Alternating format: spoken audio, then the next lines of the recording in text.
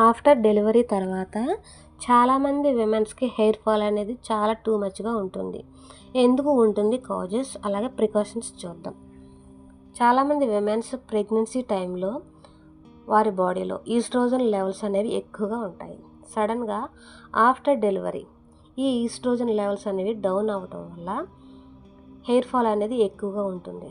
అంతేకాకుండా డెలివరీ టైంలో ఎక్కువగా బ్లడ్ లాస్ అవ్వటం, ఇంకా ఈ హెయిర్ గ్రోత్ అనేది ఆగి ఐరన్, విటమిన్ B12 లోపం కూడా ఎక్కువగా ఉంటుంది. కొంతమందికి థైరాయిడ్ ప్రాబ్లమ్స్ వల్ల, ఇంకా డెలివరీ టైంలో స్ట్రెస్ వల్ల, ఇంకా చాలా ఇతరత్ర కారణాల వల్ల హెయిర్ లాస్ అనేది ఎక్కువగా ఉంటుంది.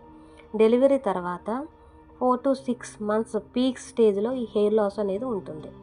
ఆల్మోస్ట్ 9 to 12 monthsకి స్లోగా హెయిర్ గ్రోత్ అనేది జరుగుతుంది.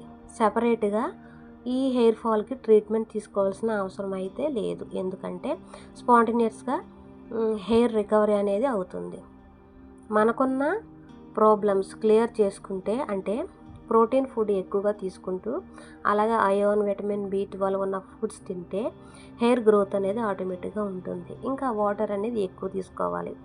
అలాగే బాడీ డీహైడ్రేట్ కాకుండా వాటర్ని మనం ఎక్కువ తాగాలి. ఇంకా థైరాయిడ్ ప్రాబ్లమ్స్ ఉంటే క్లియర్ చేసుకోవాలి.